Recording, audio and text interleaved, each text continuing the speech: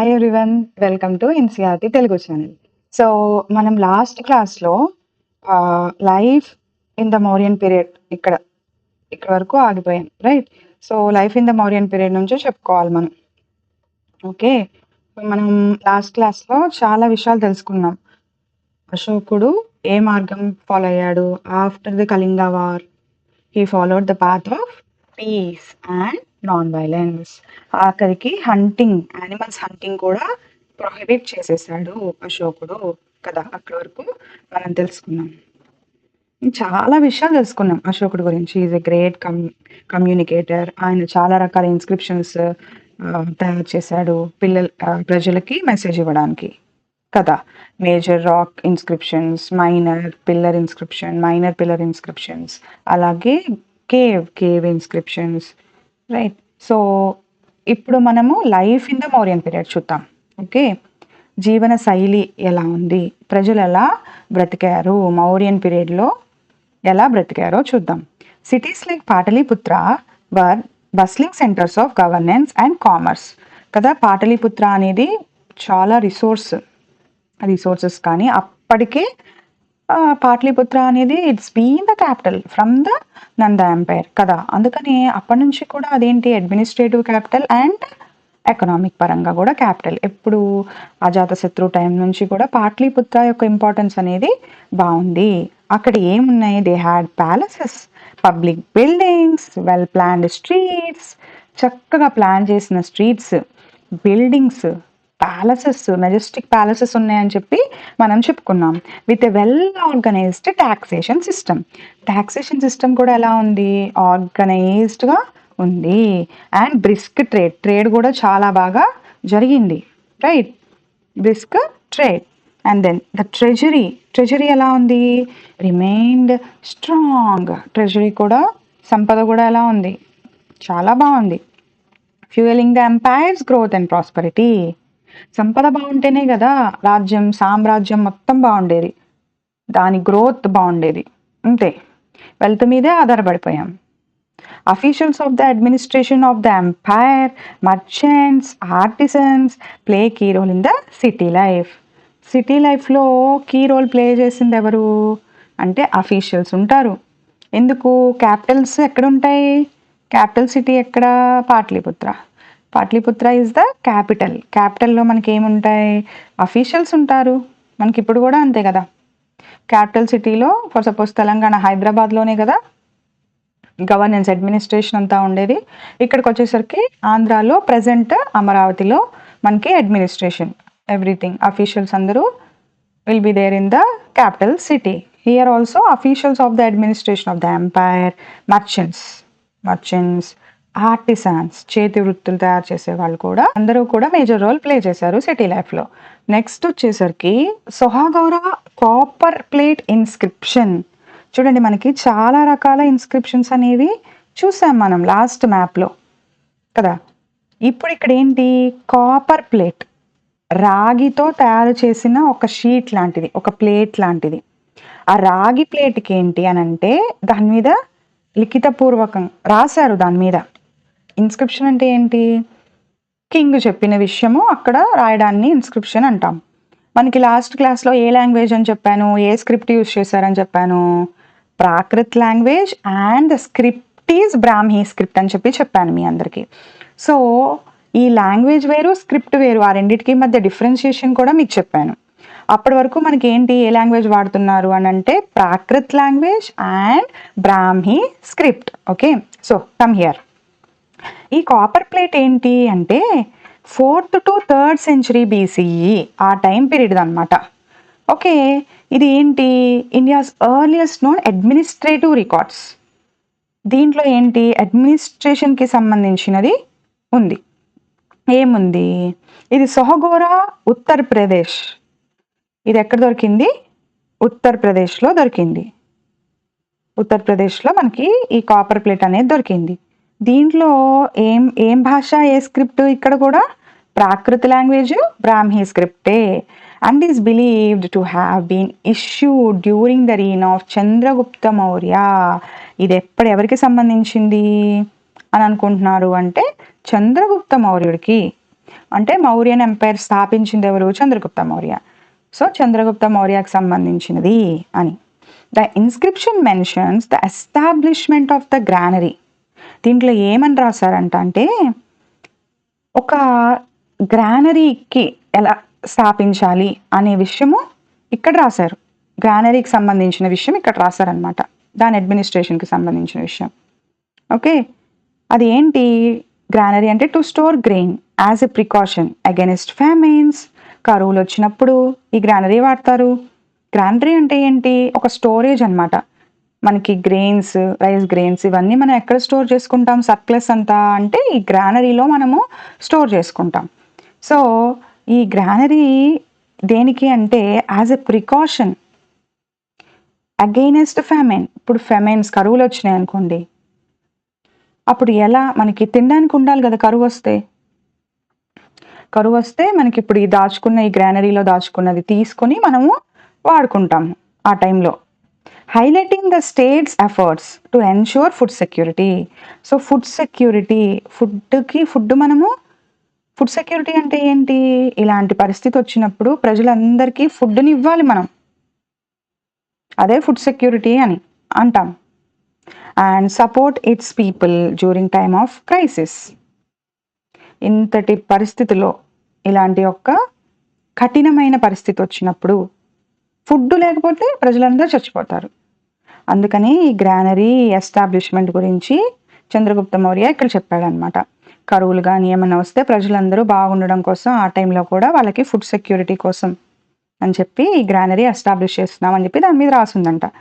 Megasthenes account also throws some light on the society of that time.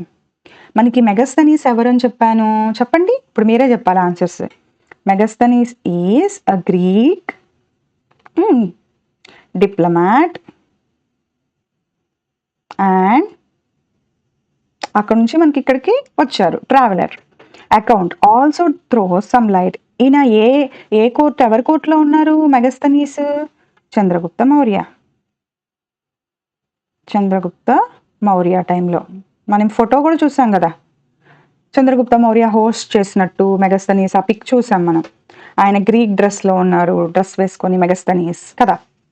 Okay, ఆయన కూడా కొన్ని accounts అనేవి రాశారు. ఆ అకౌంట్స్లో కూడా కొన్ని మాత్రమే ఉన్నాయి. ఇండికా రాశారు కదా, అది పోయింది బుక్ అని కూడా మనం చెప్పుకున్నాం లాస్ట్ క్లాస్లో కదా. అప్పుడు ఏమైందంట, ఆయన రాసిన దాంట్లో అప్పుడు సొసైటీ గురించి కూడా రాశారు. మౌర్యన్ ఎంపైర్లో సొసైటీ ఎలా ఉంది, చంద్రగుప్త మౌర్యుడు పరిపాలించేటప్పుడు సొసైటీ ఎలా ఉంది అని ఆయన అకౌంట్లో రాశారు. Okay, a substantial proportion of the population was engaged in agriculture. So almost all చాలా మంది ప్రజలు దేంట్లో ఉన్నారంట? ఆక్యుపేషన్లో, అగ్రికల్చర్లో ఉన్నారు. Which was the most important source of revenue for the empire. So ఎంపైర్కి డబ్బులు ఎక్కడి నుంచి వస్తున్నాయి? ఆల్మోస్ట్ ఆల్ మెయిన్గా అగ్రికల్చర్ నుంచి వస్తున్నాయి. దాంట్లో two crops were grown in a year as rain fell in both summer and winter. మనకి ఏంటి ఇక్కడ సమ్మర్లోను వింటర్లోను రెయిన్ పడతాయి కాబట్టి 2 రకాల క్రాప్స్ అనేవి, పంటలు అనేవి పండించారంట ఆ టైంలో.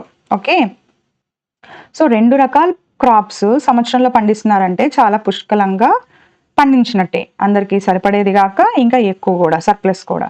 This ensured that famines were rare. So ఇలా చేశారు కాబట్టి కరువులు అనేవి చాలా అసలు లేవు, వెరీ రేర్ అని చెప్తున్నారు. People had ample food. వాళ్ళకి సరిపడా ఫుడ్ అనేది వాళ్ళకి ఉంది, ప్రజలకి వాళ్ళ ఫుడ్ హ్యాపీగా తిన్నారు. ఆల్ విలేజెస్, ఫుల్ ఎంపైర్ మొత్తం, cities, villages, towns, whole empire కూడా బాగుందిట. Granaries were well stocked. గ్రానరీస్లో స్టాక్ చాలా బాగుంది, వెల్ స్టాక్, ఫుల్గా స్టాక్ ఉంది.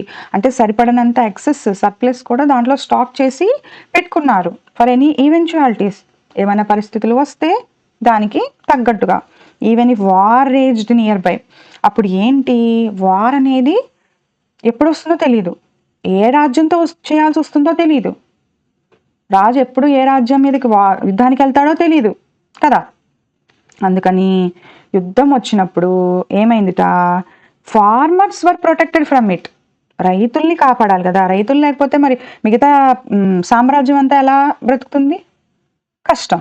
అందుకని రైతుల్ని కాపాడారు. ఏంటి, అగ్రికల్చర్ డిస్టర్బ్ అవ్వకుండా చూసుకున్నారు వార్ టైంలో కూడా. ఎక్కడ అగ్రికల్చర్ గనక పంట గనక నాశనం అయిపోతే, కరువు వస్తే మొత్తం చనిపోతారు. చాలా ఎఫెక్ట్ ఉంటుంది ప్రజల మీద, అంతే కదా. కరువు వస్తే ఇంకా చాలామంది ఆహారం లేక తిండి లేక చనిపోతారు. అందుకని ఫార్మర్స్ని చాలా జాగ్రత్తగా కాపాడుకున్నారు వాళ్ళు.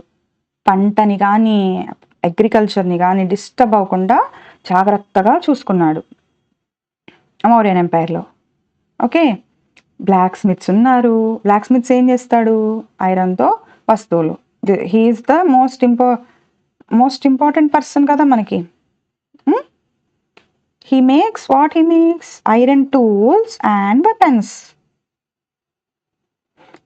Potter makes wheels. కార్పెంటర్స్ కావాలి మనకి, జ్యువెలర్స్ కావాలి, అండ్ అదర్ ఆర్టిసన్స్, చేతి వృత్తులు చేసే వాళ్ళందరూ కావాల్సిందే. ఓకే, కార్పెంటర్స్ ఏంటి, ఫర్నిచర్ చేస్తారు, కార్స్ చేస్తారు, హౌసెస్ కూడా యూజ్డ్. బ్రిడ్జెస్ అనుకున్నాం మనం, డ్రా బ్రిడ్జ్, ఇవన్నీ కదా carpenters. The cities were well planned and had signage on the streets. మనం సైనేజెస్ చూసాం కదా, నార్త్, సౌత్, ఈస్ట్, వెస్ట్ అని చెప్పి మనం బోర్డ్స్ కూడా చెప్పుకున్నాం. మహాజనపదాస్లో లేటరల్ రోడ్స్, ట్రేడ్ రూట్స్, ఉత్తరాపద, దక్షిణాపద, దాంట్లో కూడా మనకి సిటీస్లో కూడా ట్రేడ్ రూట్స్ బాగున్నాయని చెప్పుకున్నాము. సైనేజెస్ కూడా ఉన్నాయి స్ట్రీట్స్లో, ఇటు వెళ్తే ఇటు వస్తుంది, ఇటువైపు వెళ్తే ఇటు అని అన్నట్టు. Communication happen through couriers. అప్పట్లో కూడా కొరియర్స్ ఉన్నాయి. కొరియర్స్ దేనికి, ఇప్పుడు కమ్యూనికేషన్ చెప్పాలి అంటే ఇక్కడ ఏం జరిగిందో ఒకళ్ళు వెళ్ళి ఆర్ కొరియర్స్ ద్వారా పంపించాలి.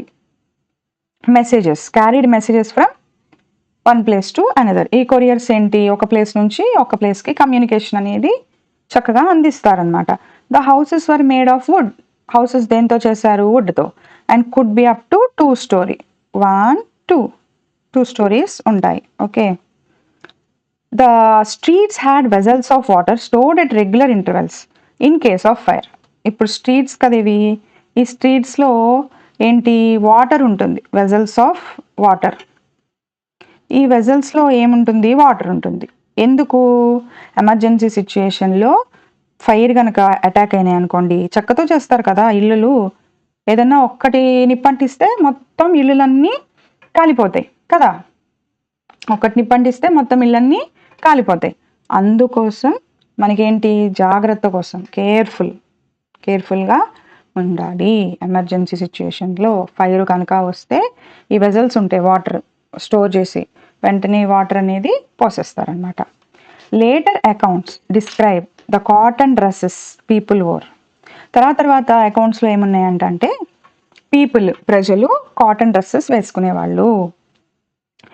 లోవర్ గార్మెంట్, కింద గార్మెంట్ ఉంటుంది కదా, అంటే బోటమ్ ఏంటి, reached the knee, below the knee, half way down to the ankles.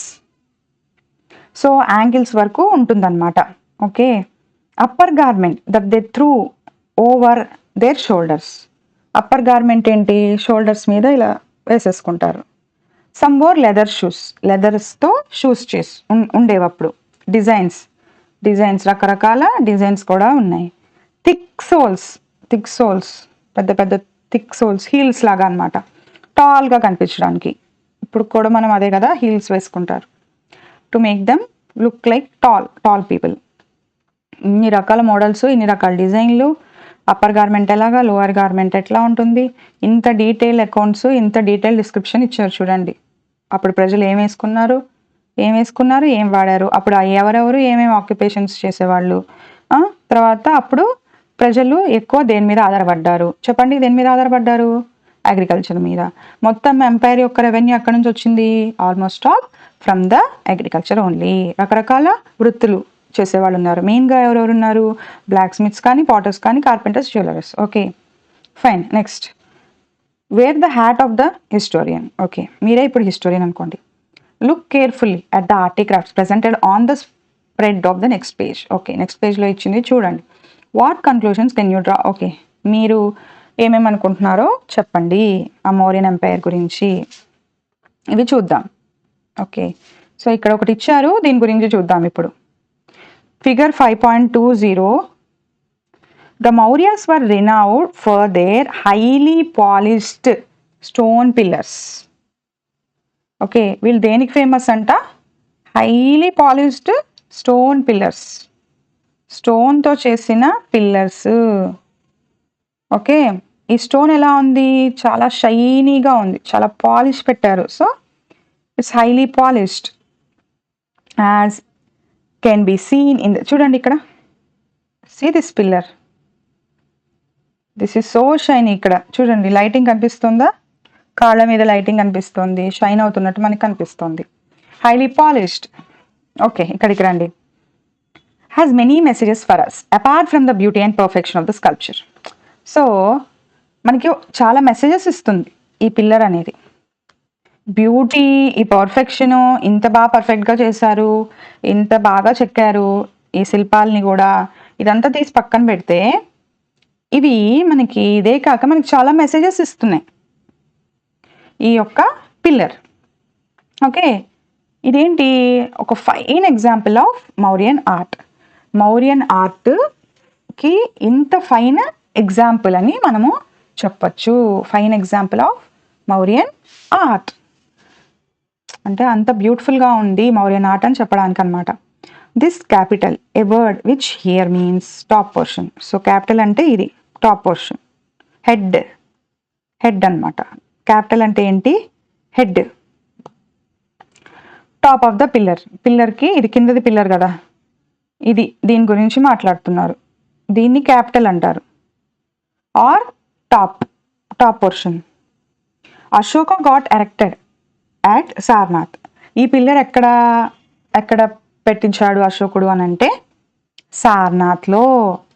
ఈ లయన్ క్యాపిటల్ ఎక్కడుంది, ఈ పిల్లర్ ఎక్కడుంది అని అంటే సారనాథ్లో ఉంది. ఈ సారనాథ్ ఎక్కడుంది అని అంటే ఇట్స్ నియర్ కాశీ, వారణాసి, ఉత్తరప్రదేశ్లో వారణాసిలో దగ్గరలో సారనాథ్ అనే ప్లేస్లో ఉందన్నమాట. ఓకే, సో ఇది ఏంటి? ఇక్కడ ఈ సారనాథ్కి స్పెషల్ ఏంటి అని అంటే, ఈ ప్లేస్కి స్పెషల్ ఏంటి చెప్పండి? ఈ సారనాథ్ అనే ప్లేస్లోనే బుద్ధుడు మొట్టమొదటి టీచింగ్, ఆయన మొట్టమొదటి టీచింగ్ చెప్పింది ఏ ప్లేస్లో అని అంటే సారనాథ్. అందుకని ఈ ప్లేస్ అంత ఫేమస్. ఓకే, ఈ 4 లయన్స్, ఇక్కడ 4 లయన్స్ ఉన్నాయి చూడండి, 1, 2, 3 and back side. Back side of this line ఇంకొక లైన్ కూడా ఉంది. సో టోటల్ 4 లయన్స్ ఉన్నాయి. ఈ 4 లయన్స్ కూడా దేనికి సింబల్ అంటే రాయల్ పవర్కి symbol. Next, on the ring below 4 powerful animals. 4 powerful animals ఉన్నాయి. ఇక్కడ ఈ రింగ్ ఉంది కదా, ఈ రింగ్, ఈ కింద రింగ్ ఉంది కదా, రింగ్ కింద ఈ రింగ్లో 4 యానిమల్స్ ఉన్నాయి. అవి పవర్ఫుల్ యానిమల్స్ ఉన్నాయి. ఏంట పవర్ఫుల్ యానిమల్స్ అంటే ఇదిగోండి ఇక్కడ చూడండి, this is elephant and this is bull. So back side కూడా 2 ఉన్నాయి. అవి ఏంటివి అని అంటే లయన్ కూడా. పైన 4 లయన్స్ ఉన్నాయి ఆల్రెడీ, అండ్ ఈ కింద రౌండ్లో కూడా చుట్టూతా 4 ఉన్నాయి యానిమల్స్. దాంట్లో లయన్ ఒకటి, హార్స్ ఒకటి బ్యాక్ సైడ్ ఉంది. ఫ్రంట్ సైడ్ వచ్చేసరికి ఇక్కడ లయన్ ఒకటి, ఇక్కడ బుల్ ఒకటి, ఎలిఫెంట్ ఒకటి ఉన్నాయి. Lion and horse back side ఉన్నాయి. Total 4 animals. అండ్ ఇక్కడ మిడిల్లో వచ్చేసరికి ఇక్కడ ధర్మచక్ర ఉంది. సో ధర్మచక్ర చాలా స్పెషల్ ఉంది. ఇలాగే ఈ 4 యానిమల్స్కి కూడా ఒక్కొక్క దానికి ఒక్కొక్క స్పెషల్ ఉంది. రిప్రజెంట్ చేస్తే సింబాలిక్ రిప్రజెంటేషన్స్ ఉన్నాయి ప్రతి దానికి కూడా. ధర్మచక్రకు కూడా సింబాలిక్ రిప్రజెంటేషన్ ఉంది. ఏంటి అంటే ఈ ధర్మచక్ర వీల్, ఈ చక్రం దేనికి? వీల్ ఆఫ్ ధర్మం యొక్క చక్రం ఇది. ఇది ఎవరు చెప్పారు ఈ ధర్మచక్రం గురించి అని అంటే బుద్ధుడు. ధర్మం గురించి ఎవరు చెప్పారు మనకి? మెయిన్గా బుద్ధ. ఆ ధర్మం గురించే, ఆ ధర్మం యొక్క రైటియర్స్ పాతే కదా మన అశోకుడు కూడా ఫాలో అయింది, బుద్ధాస్ ధర్మ పాత్, రైట్? సో మనం ఆయనకి సింబాలిక్గా మనకి ఇక్కడ ధర్మచక్ర అనేది పెట్టుకున్నాము. Symbolises Buddha's teaching. Okay, next ఇక్కడ లైఫ్ అండ్ పీపుల్ ఇచ్చారు, ఒకసారి చూడండి. First one is oh my God ఎంత డిఫరెంట్గా ఉందో కదా. ఇక్కడ ఈవిడ యొక్క what do you call the dress or what is this, right? Dress కదా, ఈయన dress. And then this is dress ఒకటి, నెక్ ఆర్నమెంట్స్ ఒకటి, ఇక్కడ ఒక బ్యాంగిల్ ఒకటి. I think this is hairstyle, I think, right? How different it is. Head dress, హెడ్కి పెట్టిన head dress, okay. హెడ్కి కూడా dress, hair style and jewellery, okay. ఇదేంటి? Terracotta figure. టెరకోటా ఫిగర్ ఏంటంటే మీకు తెలుసు ఆల్రెడీ, క్లేతో చేసి తర్వాత దాన్ని బేక్ చేస్తారు, అప్పుడు హార్డ్ అవుతుంది అది బొమ్మ. ఇదేంటి? Terracotta figure of female deity. ఇక్కడ చూడండి, ఇక్కడ కూడా హెడ్ డ్రెస్ ఉంది, elaborate headdress, hair style and then jewellery. Jewellery చూడండి, ఇది I think some dance posture అనుకుంటా, okay. Next female deity, Yakshi అనే ఫిమేల్ డైటీ అనమాట. Holding a fly whisk. This is what? Fly whisk. Fly whisk దేనికి గుర్తు అని అంటే high status, honour, okay, దానికి గుర్తు. ఈవిడెవరు అంటే ఎక్షి, ఫిమేల్ డైటీ, రిలీజియస్కి సంబంధించింది అనుకోండి, okay. Terracotta of Saptamatrikas or 7 mother goddesses. వీళ్ళెవరు? Mother goddesses. మదర్ గాడెస్ మనం ఆల్రెడీ ఎప్పుడో చెప్పుకున్నాం ఇండస్ వ్యాలీ సివిలైజేషన్ టైంలో. మళ్ళీ ఇప్పుడు 7 గాడెసెస్ వచ్చారు, 7 mother goddesses. Continuing tradition, continuing tradition అని అందుకే అన్నాడు. Why continuing tradition? Because it is already there in Indus valley civilisation. We are like అప్పుడు ప్రజలు కూడా మదర్ గాడెస్ని కొలిచేవాళ్ళు.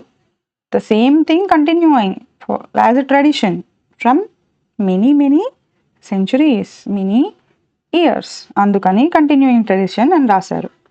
Head of a terracotta horse. చూడండి ఎంత బ్యూటిఫుల్గా చెక్కారో ఈ హార్స్ని, ఓకే. అది ముఖానికి ఇలా వేసుకుంటాం కదా, ఇది కూడా నీట్గా పెట్టారు. Notice the elaborate design of the bridle కూడా చాలా బ్యూటిఫుల్గా అందంగా చెక్కారనమాట. బాగున్నాయి కదా. అంటే మీకు ఒక్కొక్కటి ఎంత స్కిల్ఫుల్గా ఉన్నాయి. దీన్ని బట్టి ఏమైంది? ఇక్కడ హార్సెస్ వాడతారు అని అర్థమైంది. ఇక్కడ ఏంటి? వాళ్ళకి రిలీజియస్ బిలీఫ్స్ ఉన్నాయని అర్థమైంది. ఇక్కడ ఏంటి? వాళ్ళు ఒక ట్రెడిషన్ని కంటిన్యూ చేశారని అర్థమైంది. ఇక్కడ అంత బ్యూటిఫుల్గా రెడీ అయ్యారు. వాళ్ళ జ్యువెలరీస్ కానీ ఆర్నమెంట్స్ కానీ అంత అందంగా ఉన్నాయి. ఈ డిజైన్స్ కానీ మనం ఇందాక చదువుకున్నాం కదా, different kinds of lower garment, upper garment, and then they used to wear leather shoes of various designs. వాళ్ళు హీల్స్ కూడా వాడేవాళ్ళు టు లుక్ టాలర్. సో మీరు ఈ పిక్చర్స్ని చూస్తే వాళ్ళ లైఫ్ స్టైల్ ఎంత అద్భుతంగా ఉంది, వాళ్ళ ఎంత బ్యూటిఫుల్ డిజైన్స్, ఐడియాస్, థాట్స్ ఉన్నాయని మనకు తెలుస్తుంది. Next art and architecture, okay. Architecture చూద్దాం. ఫస్ట్ వచ్చేసరికి గ్రేట్ స్తూప ఆఫ్ సాంచి స్తూపం ఇచ్చారు. ఇదేంటి? స్టార్టింగ్లో ఒరిజినల్గా ఏంటంటే బ్రిక్స్తో కట్టారనమాట, తర్వాత స్టోన్తో పెద్దగా ఎన్లార్జ్ చేశారు తర్వాత దీన్ని. Ashoka is said to have constructed many such stupas, chaityas and vihar. అశోకుడే కట్టించాడు ఇది. అశోకుడు ఏంటి? ఇలాంటివి చాలా రకాల స్తూపాలు, చైత్యాలు, విహారాలు కట్టించాడు. స్తూప అంటే ఏంటి, చైత్య అంటే ఏంటి, విహార అంటే ఏంటి మీకు ఆల్రెడీ క్లాసిక్స్లో వచ్చింది. స్తూప అంటే ఏంటి? ఒక బుద్ధిస్ట్ స్ట్రక్చర్ అనమాట. Stupa is a Buddhist structure. దాంట్లో ఏంటి? It contains sacred relics of Buddha కదా. చైత్య అంటే ఏంటి? ఒక ప్రేయర్ హాల్. మాంగ్స్ అందరూ, బుద్ధిస్ట్ మాంగ్స్ అందరూ ప్రేయర్ హాల్ ఆర్ భక్తులందరూ ప్రేయర్ హాల్లో కూర్చుని ప్రశాంతంగా ధ్యానం చేసుకోవడం వచ్చి. విహార అంటే రెసిడెన్స్ ఆఫ్ మాంగ్స్ ఎక్కడ ఉంటారు? వీళ్ళందరూ వాళ్ళకి ఉండడానికి చోటు ఎక్కడ అంటే విహార. Worship, study and meditation. Okay, next ఇదేంటి? ధౌలి. ధౌలి ఎక్కడుంది? ప్రజెంటే ఒడిస్సాలో. ఓకే, ఈ ధౌలి అనే ప్లేస్లో ఒక రాక్ని మీద కార్వింగ్ చేశారు, చక్కగా చెక్కారు, రాతిని చెక్కారు. ఎలా చెక్కారు? నిజమైన ఎలిఫెంట్ ఎలా ఉంటుందో ఆ సైజులో చెక్కారనమాట, విచ్ సింబలైజెస్ ద బుద్ధ. ఇప్పుడు ఎలిఫెంట్ దేనికి చిహ్నం? ఇందాక కూడా చెప్పాను కదా, ఒక్కొక్క యానిమల్ ఒక్కొక్క దానికి చిహ్నంగా ఉంది. అందుకే 4 పవర్ఫుల్ యానిమల్స్ మనకి ఐరన్ క్యాపిటల్ మీద ఉంటాయి. ఐరన్ క్యాపిటల్ మీద ఉన్న 4 యానిమల్స్ ఏం చెప్పండి? Bull, horse, elephant and then lion. Elephant కూడా ఉంది కదా. సో ఎలిఫెంట్ దేనికి చిహ్నం అని అంటే పవర్కి, పేషెన్స్కి, కామ్కి. Okay, an edict of Ashoka was engraved on the rock nearby. Okay, అశోకుడి ఎడిక్ట్ కూడా ఒక రాక్ మీద ఎన్గ్రేవ్ చేసి ఉందిట దీనికి దగ్గరలో. ఓకే, ఇప్పుడు ఈ సింబల్ చూడండి, మీకు ఏం గుర్తొస్తుంది? దిస్ ఈస్ నథింగ్ బట్ అశోకుడి స్టోన్ పిల్లర్ అట్ సార్నాథ్. అదే కదా, మనం ఇందాక చూసాం కదా. దిస్ ఇస్ వాట్, ఇదే కదా మనం దీని గురించి ఇంత బాగా చెప్పుకున్నాం. సో ఇక్కడ చూద్దాం దేని గురించి చెప్తుంది అనేది. The image may be familiar to some of you. Indeed this capital was chosen as India's national emblem. ఇదేంటి అని అంటే నేషనల్ ఎంబ్లమ్గా చూస్ చేశారు. ఇనీషియల్గా ఇది ఎవరు కట్టించారు? ఇది ఎక్కడ చూసాం మనం అంటే అశోకుడిది stone pillar at Sarnath. Okay, దాని మీద ఆ పిల్లర్ మీద ఉన్నది బొమ్మ అన్నమాట. ఇది హెడ్ మీద ఉన్న పిల్లర్, హెడ్ మీద క్యాపిటల్ మీద ఉన్న ఇది బొమ్మ, అది తీసుకొచ్చి మనము మన నేషనల్ ఎంబ్లమ్గా పెట్టుకున్నాము. Added the Sanskrit motto. దీనికి ఏంటి? ఒక మోటో యాడ్ చేసాం, కోట్. ఏంటి? సత్యమేవ జయతే, truth alone triumphs. Okay, truth అనేది ఎప్పటికీ గెలుస్తుంది. ఓకేనా, అది ఇక్కడ రాశారు చూడండి, ఆ సింబల్ పెట్టి దానికి కింద ఒక motto. So this whole thing is what? Our national emblem. India's national emblem ఏంటి అని అంటే ఏం చెప్తారు? Lion capital of Sarnath. Okay, Dharmachakra is depicted at the centre of our national flag. The same thing ఇక్కడ Dharmachakra. The motto comes from the Mundakopanishad. ఈ motto సత్యమేవ జయతే అనేది ఎక్కడి నుంచి తీసుకున్నారు అని అంటే ముండక ఉపనిషత్. సత్యమేవ జయతే గుర్తుపెట్టుకోండి, చాలా ఇంపార్టెంట్. జీకే కూడా చాలా ఇంపార్టెంట్, మనకి ఎవరు అడిగినా చెప్పడానికి ఇది చాలా ఇంపార్టెంట్. ముండక ఉపనిషత్ నుంచి తీసుకున్నారు. సత్యమేవ జయతే అంటే ఏంటి? Truth alone triumphs. ఎప్పటికైనా సత్యమే గెలుస్తుంది, సత్యం ఒక్కటే గెలుస్తుంది. The motto comes from Mundakopanishad. Okay, truth alone triumphs, not falsehood. Notice the different symbols on the coins. Okay, ఇక్కడ కాయిన్స్ ఇచ్చారు, పంచ్ మార్క్ కాయిన్స్. చూద్దాం మనము. ఇక్కడ ఇలాంటి సింబల్ ఒకటి ఉంది ఇక్కడ, అండ్ దెన్ ఓకే మెయిన్గా ఇలాంటి సింబల్స్ ఇచ్చారు. ఓకే, మీరేమి కనిపెట్టగలుగుతున్నారు? ఇక్కడ రకరకాల సింబల్స్ కనిపెట్టగలుగుతున్నారా? ఇక్కడ కూడా ఒక చక్రం లాగా ఉంది రౌండ్గా చూస్తూ ఉంటే. ఓకే, ఒక సూర్యుడు లాగా, వీల్ అనుకోవచ్చు, సన్ అనుకోవచ్చు, వీల్ అనుకోవచ్చు. లేదు అని అంటే ఇది ఒక ట్రీ లాగా ఉంది, ట్రీ సింబల్ అయి ఉండొచ్చు, రైట్. ఇంకా కొన్ని యానిమల్స్ కూడా ఉండొచ్చు. ఇంకా జామెట్రిక్ మార్క్స్ ఇలాగా. These are the geometric marks. ఇవన్నీ వాడారు అప్పట్లో, మౌర్యన్ ఎంపైర్లో ఈ పంచ్ మార్క్డ్ కాయిన్స్ వాడారు. Next, the big round hemispherical structure in the centre of the stupa is called anda. ఇక్కడ చూడండి, ఇది స్తూపా ఉంది కదా, ఈ రౌండ్ హెమిస్పెరికల్ స్ట్రక్చర్, రైట్. ఇదేంటి? మన గ్లోబ్లో సగం పార్ట్ లాగా ఉంది కదా, ఇది ఈక్వేటర్ లాగా, and this one is half earth లాగా మనం అనుకోవచ్చు కదా. This is what hemispherical shape, half of the spear.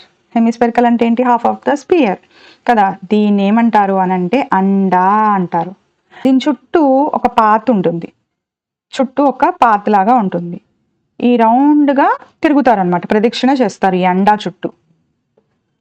Okay, so ఈ స్తూపాలో కింద ఏమి ఉంటుంది అని అంటే బుద్ధుడి యొక్క రిలిక్స్ ఉంటాయి.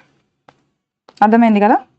ఓకే, చూడండి, the people walk around it in a circle as a form of worship. ఈ అండా చుట్టూ తిరుగుతారు. అండా దేనికి అని అంటే ఏం చెప్పాను? యూనివర్స్కి చిహ్నం. And is often built to house secret relics. దాంట్లో ఏముంటాయని అంటాను అని చెప్పాను అని అంటే బుద్ధుడి యొక్క రెలిక్స్ ఉంటాయి ఆ స్తూపం కింద. Fragile nature of empires. స్టబాన్గా స్ట్రిక్ట్గా అట్లా లేవు ఎంపైర్స్. ఓకే, ఫ్రజైల్గా ఉన్నాయి అంటే ఎప్పుడెప్పుడు చిన్నాభిన్నం అయిపోతాయి, ఎప్పుడెప్పుడు ఎవరు వచ్చి కాన్క్వర్ చేస్తారు, ఎవరెవరు ఎప్పుడు వచ్చి ఇండిపెండెంట్ అయిపోతారు, ఎవరెవరు వాళ్ళకి ఇండిపెండెన్స్ కావాలనుకుంటారు, ఇట్లా ఒక ఫ్రాజైల్ నేచర్ ఉంది ఎంపైర్స్కి. ఓకే, సో ఇక్కడ ఏంటి అంటే you will hear in higher grades about past mighty empires elsewhere in the world. మీరు వీటి గురించి ఫ్యూచర్ చాప్టర్స్లోనూ హయ్యర్ గ్రేడ్స్లో చదువుకుంటారు. Roman empire, Persian empire, Ottoman empire, Spanish empire, Russian empire, British empires and so on. All of them are long gone, but historians keep debating the causes of their decline.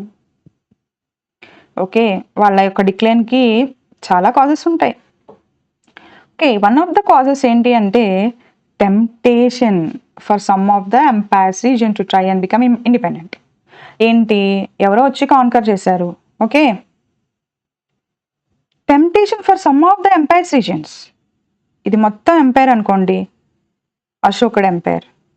ఇక్కడ ఒక Kingdom ఉంది. ఇక్కడ ఏంటి, ఈయనకి temptation ఉంటుంది ఈ రాజుకి, నేను ఇండిపెండెంట్ అయిపోవాలి. రాజు ఎక్కడో ఉన్నాడు కదా, రాజు ఎక్కడో ఉన్నాడు, ఇక్కడికి వెళ్ళాడు అనుకోండి రాజు, నేను ఇండిపెండెంట్ అయిపోవచ్చు కదా, నేను నా రాజ్యం నేనే పరిపాలించాలి, ఆయన చెప్పింది నేను వినేదేంటి. ఓకే, ఇలాంటి ఒక టెంప్టేషన్ ఉంటుంది. అది దానివల్ల మనకి సగం ప్రాబ్లమ్స్, దానివల్లే మనకి ఫ్రజైల్ ప్రాబ్లమ్స్ ఉన్నాయి. Okay, this could happen. Okay, for example the emperor needed more resources. సామ్రాట్కి చాలా రిసోర్సెస్ కావాలి. ఎందుకు కావాలి అని అంటే మనం ఆల్రెడీ ఇవన్నీ చెప్పేసుకున్నాం. ఒక ఎంపైర్ని మెయింటైన్ చేయడం అనేది చాలా కష్టము, ఆయనకి రిసోర్సెస్ కావాలి. మిలిటరీ క్యాంపెయిన్స్ చేయాలి. ఓకే, వాళ్ళ కరువులు వచ్చినప్పుడు, డ్రాట్ వచ్చినప్పుడు చూసుకోవాలి. Local rulers would be burdened with increasing demands for the tribute, leading to resentment. Local rulers ఏంటి, ఓకే ఎంపరర్ వచ్చాడు, వార్ చేశాడు, గెలిచాడు, మనము సరెండర్ అయిపోయాము, సబ్మిట్ అయిపోయాము అని అనుకుంటారు. బట్ ఏంటి, వాళ్ళకి బర్డెనే కదా. ఆ కింగ్డమ్ రూలర్, లోకల్ రూలర్, అతనికి బర్డెనే ఏంటి, ప్రతిసారి ఎంపరర్కి పంపించాలి అని అంటే ఒక రకమైన బాధ, పెయిన్.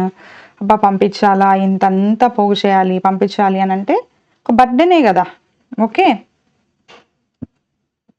లీడింగ్ టు రిసెంట్మెంట్, పశ్చాత్తాపం లాగా అనుకోండి, ఆర్ అరే ఎందుకు అన్నట్టు అనమాట. Or if a powerful emperor was followed by one perceived to be weak. Okay, ఇప్పుడు ఒక పవర్ఫుల్ ఎంపరర్ ఉన్నాడు, ఆయన చనిపోవడమో లేదా ఏదైనా జరగడమో, డిసీజ్ రావడమో అయ్యిందనుకోండి. అయ్యాక ఒక వీక్ ఎంపరర్ వచ్చాడు ఆ ప్లేస్లోకి. అప్పుడు లోకల్ వాళ్ళు వింటారా మాట, చీఫ్టన్స్ వింటారా, జనరల్స్ వింటారా, లేదు అంటే ఆల్రెడీ ఆక్రమించి సత్రాప్స్ పెట్టిన సత్రాప్స్ వింటారా మాట, ఈ వీక్ రూలర్ మాట వినరు కదా, ఎదురు తిరుగుతారు ఆబ్వియస్గా. Also the larger an umpire the more difficult it is to hold it together. ఎంత పెద్ద ఎంపైర్ అవుతూ ఉంటే అంత కష్టం అదంతా ఎంపైర్ని ఒకళ్ళు హోల్డ్ చేయడం. రైట్, అలెగ్జాండర్ పరిస్థితి కూడా అదే జరిగింది. ఈయన ఇంత ఆక్రమించుకుని వెళ్ళాడు అక్కడికి వెళ్ళిపోతే అక్కడ లోకల్గా ఏమైంది, పొలిటికల్ టర్మాయిల్ అయిపోయింది, గజిబిజిగా అందరుకోవడం. అదిగాక ఇంకా ఆయనకి రోగం వచ్చేసి, డిసీజ్ వచ్చి చనిపోవడం కూడా జరిగింది కదా.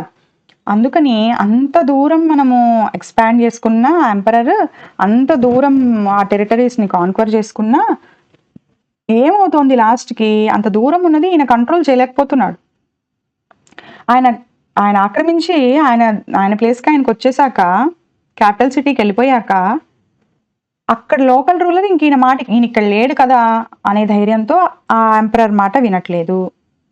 ఆయన చెప్పింది వీళ్ళు ఫాలో అవుతామని చెప్పి వెళ్ళిపోతాడు ఎంపరర్. బట్ ఫాలో అవ్వకపోవడం ఇవన్నీ జరుగుతున్నాయి కదా, మనం ఆల్రెడీ చదువుకున్నాం దీని గురించి. ట్రిబ్యూట్ పే చేయడం కూడా మానేస్తారనమాట.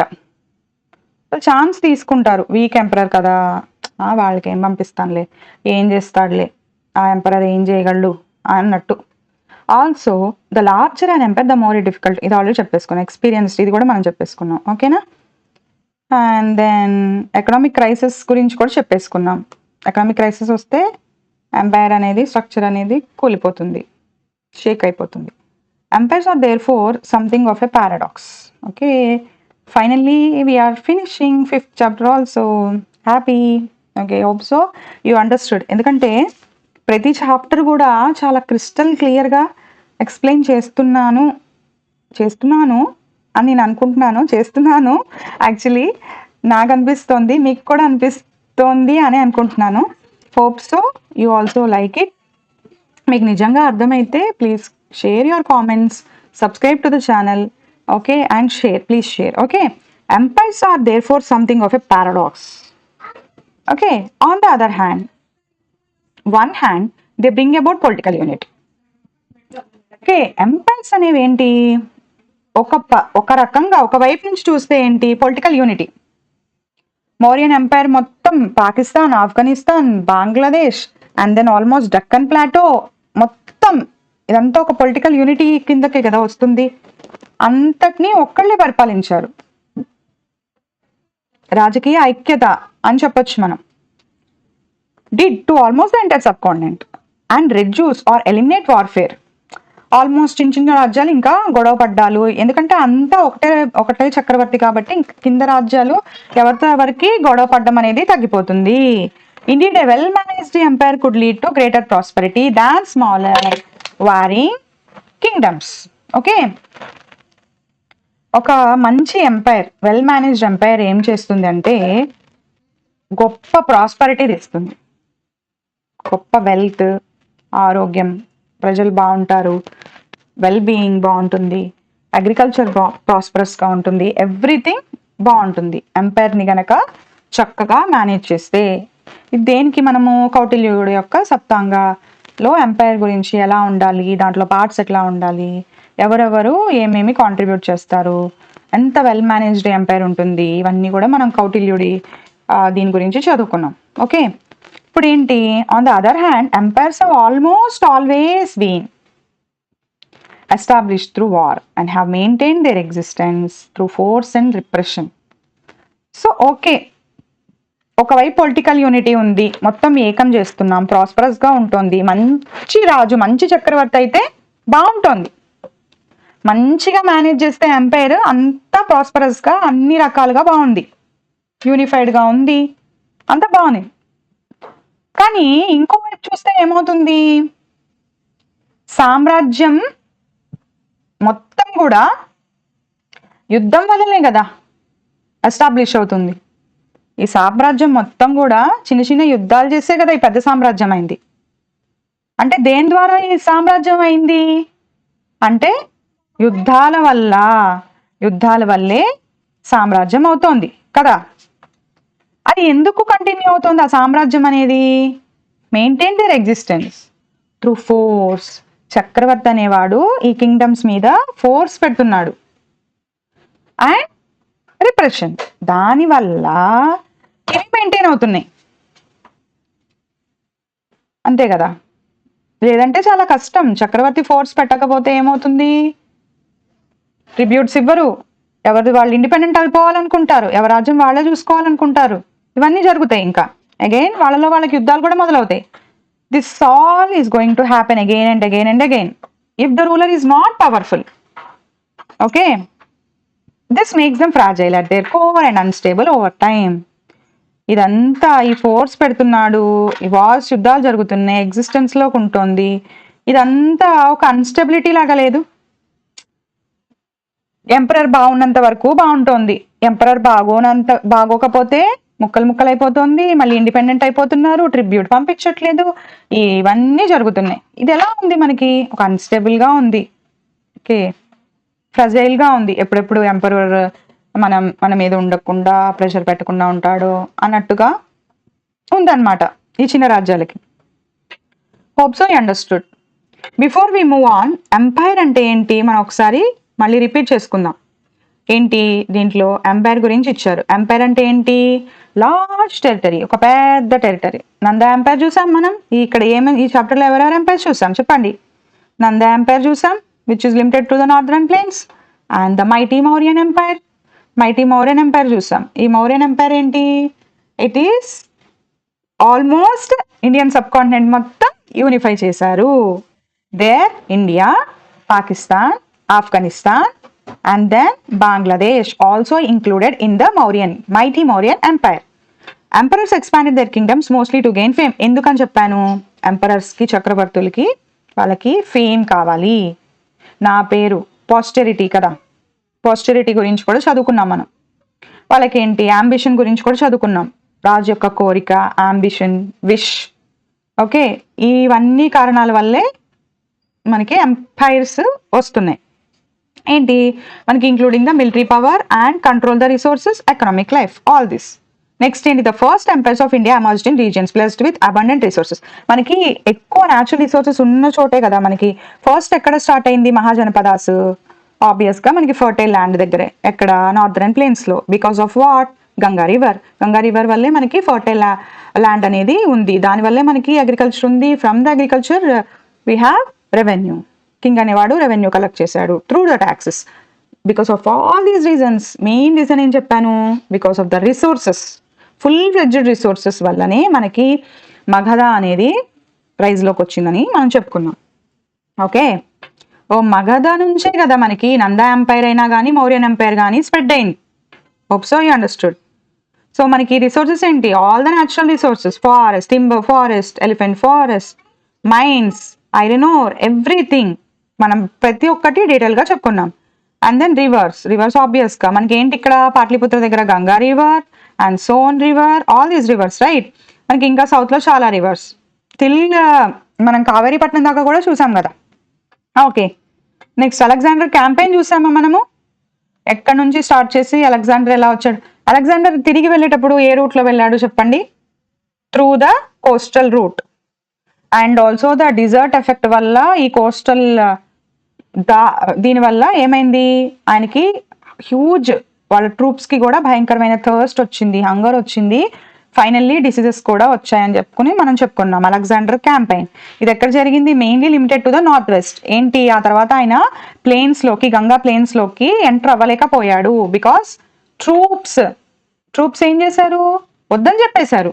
వద్దు, మేము రాలేము, we can't do a war, వాళ్ళకంత ఓపిక లేదు ట్రూప్స్కి అని చెప్పుకున్నాం మనం. ఓకే, బట్ ఏం చేసింది ఆ వార్ అంటే?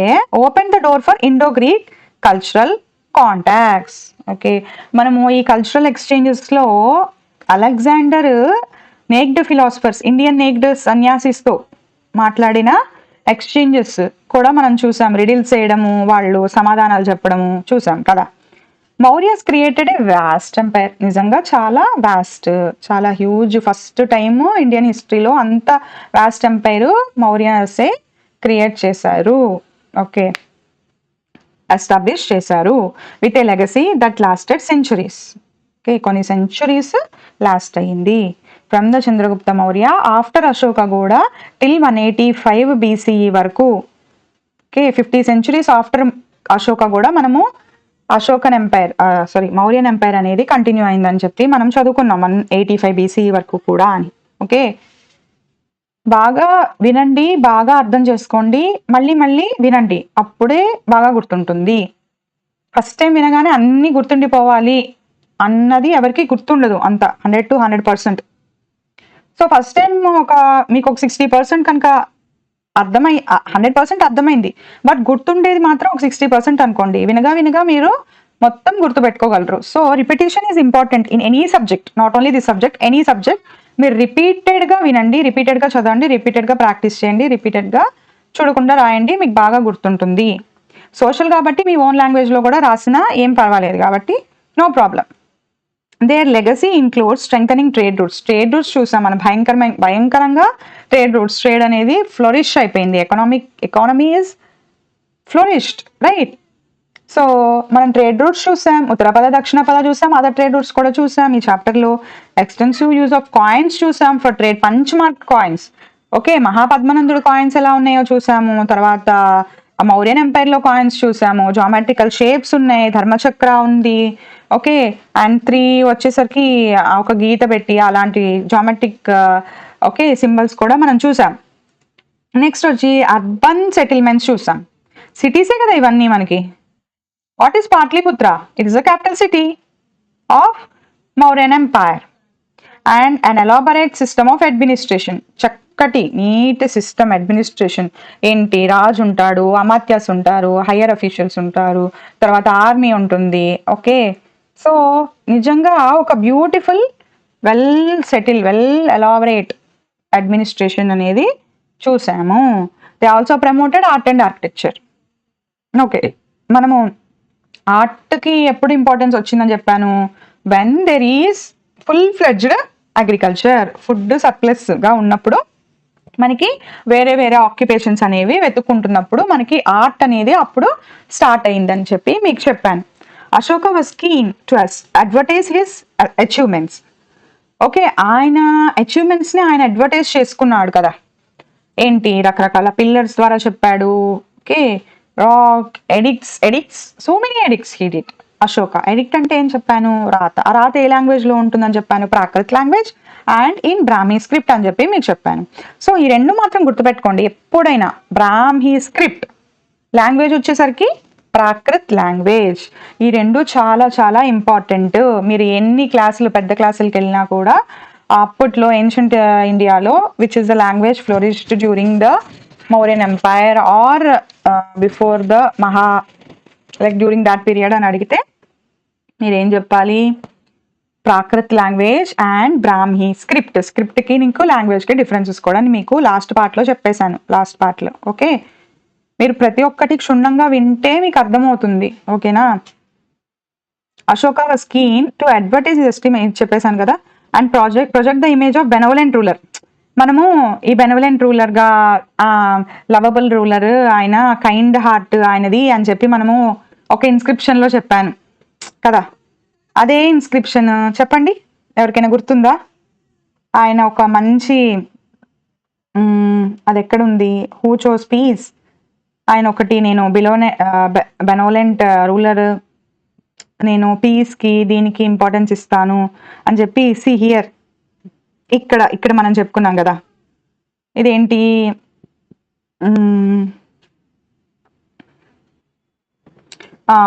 Translation below share the thoughts.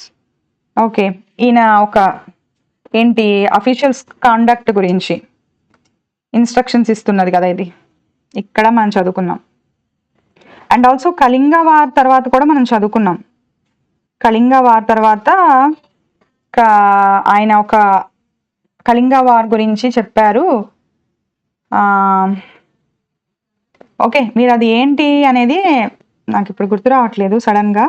So మీరు చక్కగా విన్నారు కదా క్లాస్, కామెంట్స్లో చెప్పండి. Okay, fine. Okay, what are the features of an empire? How is it different from a kingdom? Kingdom అంటే ఏంటని చెప్పాను, చిన్న రాజ్యం అని చెప్పాను. ఎంపైర్ అంటే ఏం చెప్పాను, సామ్రాజ్యం అని చెప్పాను.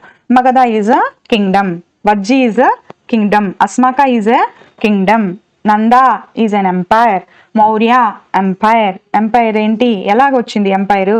By occupying, by waging the war and win అయ్యి చక్కగా అది కంట్రోల్లోకి తెచ్చుకున్నారు all the places and unify చేసి ఒక్కళ్ళే పరిపాలించారు, అదే ఎంపరర్. ఈ చిన్న చిన్న రాజ్యాలన్నీ kingdoms. Okay, how is it different మీరు చెప్పండి. What are some important factors for the transition from kingdoms to empire? So మనకి ఫ్యాక్టర్స్ ఏంటి, ఓకే, దేని వలన ఈ కింగ్డమ్స్ అనేవి ఎంపైర్స్గా మారాయి చెప్పండి. Strong army, okay, fertile land, natural resources, strong army,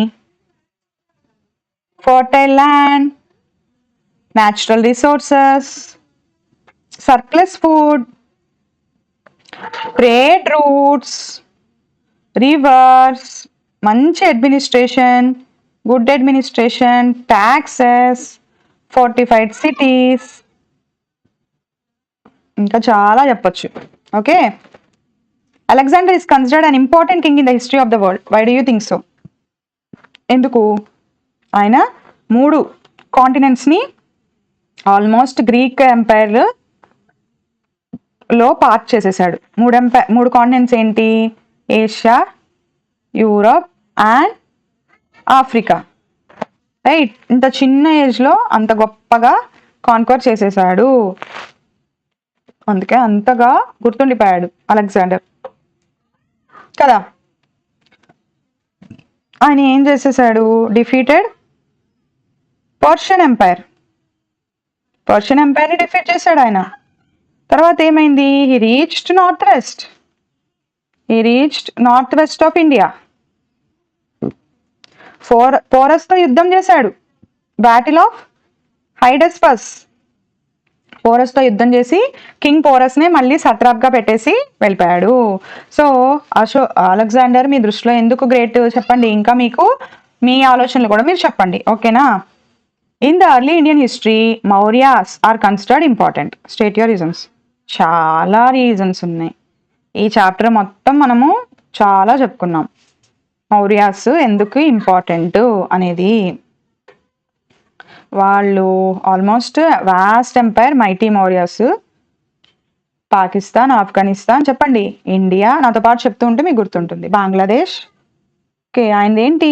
Kandahar వరకు వెళ్ళిపోయింది కదా కింగ్డమ్, డక్కన్ ప్లాటూ వరకు done. Bangladesh is also occupied, right. ఇదంతా ఒక ఎత్తు అయితే, పొలిటికల్ యూనిటీ ఒక ఎత్తు అయితే, ఆయన అడ్మినిస్ట్రేషన్ ఇంకొక ఎత్తు. ఆ తర్వాత చంద్రగుప్త మౌర్యుడు ఆల్మోస్ట్ చాలా ఆక్యుపై చేసేసాడు. తర్వాత అశోకుడు ఇన్హెరిట్ చేసుకున్నాడు ఆల్మోస్ట్ ద వాస్ట్ ఎంపైర్ని. అన్నీ మనం చదువుకున్నాం. ఏంటి? బికాజ్ మనకేంటి, ఎస్టాబ్లిష్ సిటీస్ ఉన్నాయి, ఇవన్నీ రీజన్స్, రైట్. వాస్ట్ ఎంపైర్ ఉంది, అడ్మినిస్ట్రేషన్ బాగుంది, మౌరియన్స్ చెప్పండి. ఇంకా ట్రేడ్ బాగుంది, సూపర్గా ఉంది ట్రేడ్, రకరకాల ఐటమ్స్ చూసాం మనము, మార్కెట్స్ చూసాం ఎంత బిజీగా ఉన్నాయో. And coins, punch mark coins, different varieties of punch mark coins చూసాం, రైట్. ఇవన్నీ మనము చూసాము. అండ్ ట్రేడ్ రూట్స్ కూడా బాగున్నాయి కదా. నెక్స్ట్ కౌటిల్యాస్ కీ ఐడియాస్ మనం ఆల్రెడీ చూసేసాం. సప్తాంగ గురించి చాలా క్లియర్గా చెప్పాను మీకు. కౌటిల్య యొక్క థాట్స్ ఏం చెప్పాను? రాజు అనేవాడు ఎలా ఉండాలని చెప్పాడు కౌటిల్యుడు. ప్రజలు బాగుంటేనే రాజు బాగుంటాడు, ప్రజలకి మంచి చేస్తేనే రాజు ఉంటాడు, రైట్. ఆయనకి నచ్చింది ఆయన చేయకుండా ప్రజలకు నచ్చింది చేస్తేనే రాజు అవుతాడు అని చెప్పాడు. చాలా ఐడియాస్ ఇచ్చాడు కౌటిల్యుడి కీ ఐడియాస్. ఆయన మాస్టర్ స్ట్రాటజిస్ట్ కదా, ఆయన ఐడియాస్ మరి అంత బ్రహ్మాండంగా ఉన్నాయి కాబట్టి ఈ మౌర్యన్ ఎంపైర్ అంత మైటీ అయింది, అంత గొప్ప ఎంపైర్ అయింది. ఓకే, అవి ఇప్పుడు మనం ఏమేమి అబ్జర్వ్ చేస్తున్నామో అవి కూడా కంపేర్ చేసి మీరు రాయండి. ఇప్పటికి కూడా గవర్నమెంట్ డిపార్ట్మెంట్స్ ఉన్నాయి, పోలీస్ అండ్ ఆర్మీ ఉంది, ఓకే, ట్యాక్స్ సిస్టమ్ ఉంది. ఇప్పటికి కూడా మనకి ఇక్కడ రాస్తున్నాను చూడండి, పోలీస్ ఉంది, ఓకే, గవర్నమెంట్ డిపార్ట్మెంట్స్ ఉన్నాయి, గవర్నమెంట్ అఫీషియల్స్ ఉన్నారు, అమాత్యాస్ ఉన్నారు. అమాత్యాస్ ఇస్ వాట్? గవర్నమెంట్ అఫీషియల్స్ ఉన్నారు. నెక్స్ట్ ట్యాక్స్ సిస్టమ్ ఉంది, దండన ఇప్పటికి కూడా ఉంది కదా, డిఫెన్స్ ఉంది కదా, దండన ఉంది కదా, డిఫెన్స్ ఉంది. అండ్ దండన అంటే పనిష్మెంట్స్ ఉన్నాయి, ఓకే. ఇంటర్నేషనల్ రిలేషన్స్ ఉన్నాయి. Next welfare programmes, people welfare important అని చెప్పాడు, welfare programmes. So these are all the key ideas. ఆయన ఐడియాస్ మామూలుగా లేవు, మామూలు విషయం కాదు, okay. What was unusual things about Ashoka and his empire? Unusual అంటే ఏంటి? ఆయన అశోకుడు ఏంటి, అందరిలాగా నేను యుద్ధం చేసి ఇంతమందిని చంపేశాను అనే విషయము అందరైతే దాచిపెట్టేస్తారు, కానీ అశోకుడు దాయలేదు. దట్ సంథింగ్ అన్యూజువల్ కదా అబౌట్ అశోక. ఓకే, ఇంకేంటి, ఆయన violent conquest, he gave up కదా. అండ్ హీ ప్రమోటెడ్ ధర్మ. ఇక్కడ రాస్తున్నాను సిక్స్త్ది ఇక్కడ రాస్తున్నారు. Ashoka what he did, publicly admitted ఏమని, సఫరింగ్ కాజ్డ్ బై వార్ కదా. మీకు ఇందాక అదే చెప్పాను, ఆయన చాలా గొప్ప విషయం అది.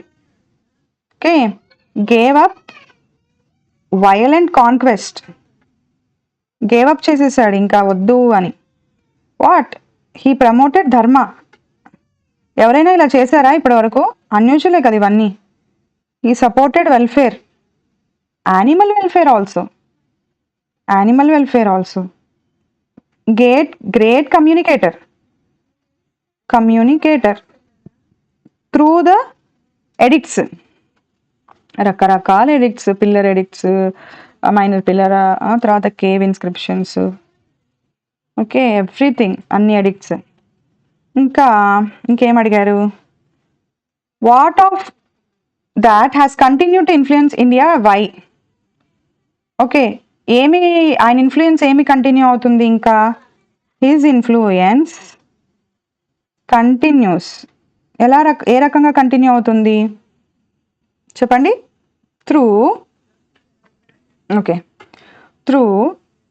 First one national emblem, right. ఆ ఎంబ్లమ్ ఎక్కడిది, it's from Sarnath stone pillar. అది ఎంత షైనీగా ఉంది మనం చూసాం కదా, అది ఇంకా కంటిన్యూ చేసుకుంటున్నాం కదా నేషనల్ ఎంబ్లమ్ లాగా. అశోక చక్ర. నెక్స్ట్ వచ్చేసరికి ideas of tolerance and welfare అనేది, పీపుల్ వెల్ఫేర్ అనేది ఇప్పటికి కూడా చూస్తున్నారు. Okay, this is the 6th question answer. ఓకేనా, got it. Okay, next 7th question. It's so huge కదా. Okay, the speaks the beloved of gods the king Piyadasi. My officers of Dharma are busy in matters of public benefit. They are busy among members of all sects, both ascetics and householders. I have appointed some to concern themselves with Buddhist order. కొంతమందిని మాత్రం దేనికిట, Buddhist order కింద పెట్టారట, with Brahmins and Ajivikas. Okay, with Jains and various sects. There are many categories of officers with variety of duties, but my officers of Dharma are busy with affairs of these and other sects. So ఈయన యొక్క officers ఏం చేశారు, officers of ధర్మ and busy with ఈ అఫైర్స్లో బిజీగా ఉన్నారు. పీస్ని promote చేయడం, వెల్ఫేర్ని చూసుకోవడం, ప్రజల బాగోగులను చూసుకోవడం, యానిమల్స్ని బాగా చూసుకోవడం, ఇవన్నీ. ఓకే, ఇదేంటి, దీని ఆన్సర్ వచ్చేసరికి yes, his edicts mentions officers dealing with Buddhist order, Brahmins, Ajivikas, Jains and other sects. Okay, ఇది ఏమని మనకు అర్థమవుతుంది, ఇన్ని రకాల సెక్ట్స్ని కూడా ఆయన ఇంత బాగా చూసుకుంటున్నాడు అంటే ఏంటి, he recognised different religions,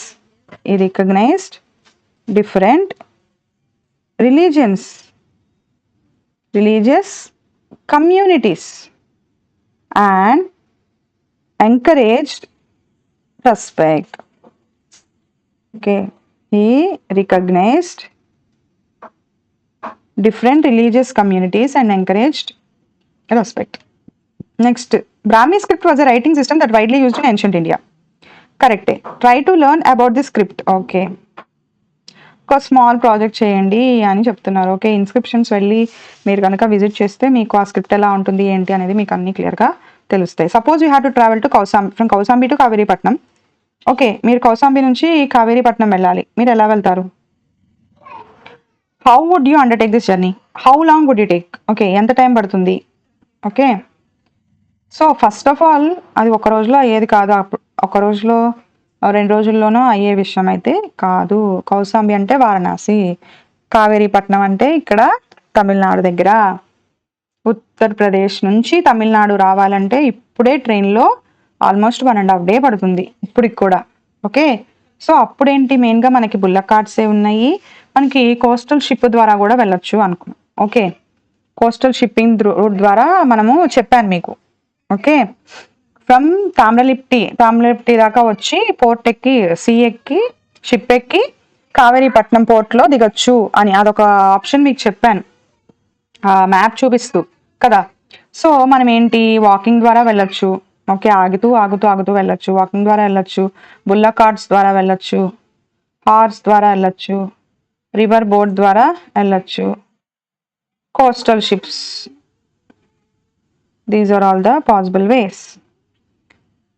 Okay, finally, thank you so much for listening till now, and hope so you understood. Okay, please like, share and subscribe the channel. Thank you. Bye bye.